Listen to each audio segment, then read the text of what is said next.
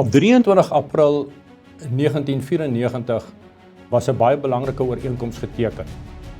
Dit word genoem die Afrikaner Akkoord en is 'n ooreenkoms wat geteken is tussen die Afrikaner Volksfront, die Nasionale Party regering van die tyd en die ANC, wat op daai stadium nog nie in die regering was nie. Hierdie ooreenkoms het 'n belangrike rol gespeel op die pad vorentoe en is een van die uitkomste wat in die CODESA proses deel was en wat ingesluit was agterna tydens die CODESA proses. Hierdie proses is vooraf gegaan deur 'n klomp aktiwiteite. Ek wil baie graag vir u die aktiwiteite onder die aandag bring. Ek is Louis Smits van Tabok Trust wat ingeskakel is by hierdie proses van die akkoord en ek gaan vir u daardie voorafprosesse op die tafel sit dat u daarna kan kyk ook met die nodige bewyse en ek wil u graag voorlig ten opsigte van wat gebeur het, die uitkomste wat plaasgevind het en waar ons vandag daarmee staan.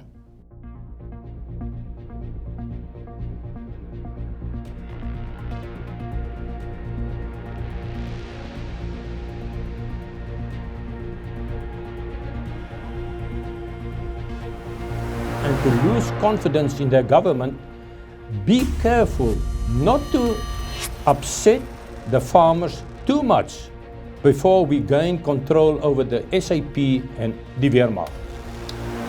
Nadat hulle geweier was tot die CODESA proses, het die AVF 'n direkte kanaal na die ANC geskep en self met die ANC begin onderhandel. Ons grootste probleem was, hierdie is goed wat in 94 gedoen is. Tyd het ons uitgeloop en ons het onderhandel. En die boodskap het deurgekom dat kyk, ons kan nie hierdie mense net ignoreer nie. Die uiteinde was dat hierdie proses gelei het tot die eerste ooreenkoms tussen die ANC en die Afrikaner Volksfront.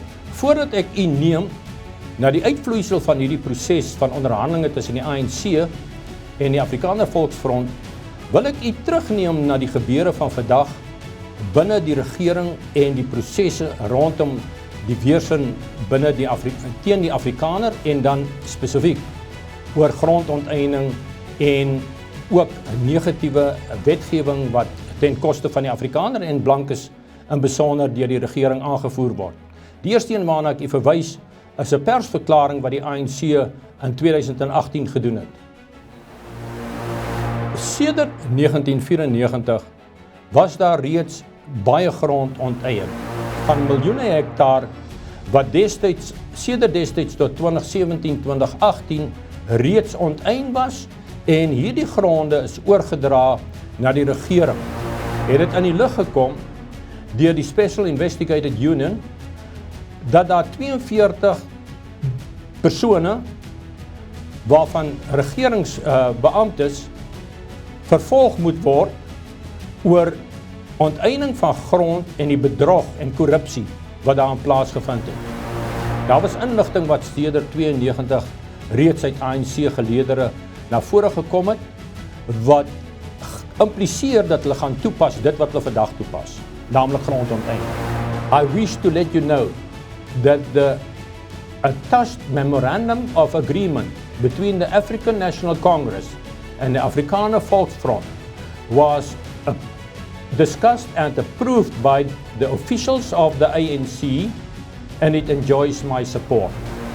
Hierdie memorandum van ooreenkoms is vasgebed in die 1993 tussentydse grondwet deur wetgewing en dit het voorsiening gemaak vir 'n proses waaraan uiting gegee moet word na 1994 se verkiesing.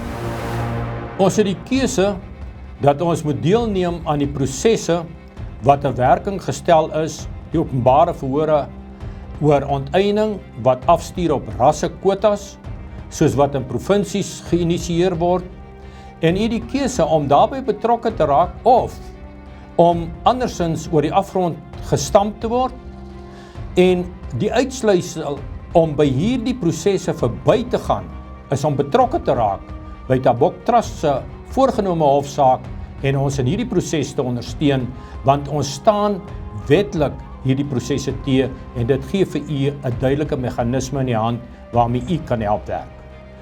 Daarom is dit krities belangrik dat ons die onteieningsproses met hierdie hofsaak sal stop voordat ons oor die afgrond gestoot sal word, en hierdie proses is 'n magtige wapen nou in u hande.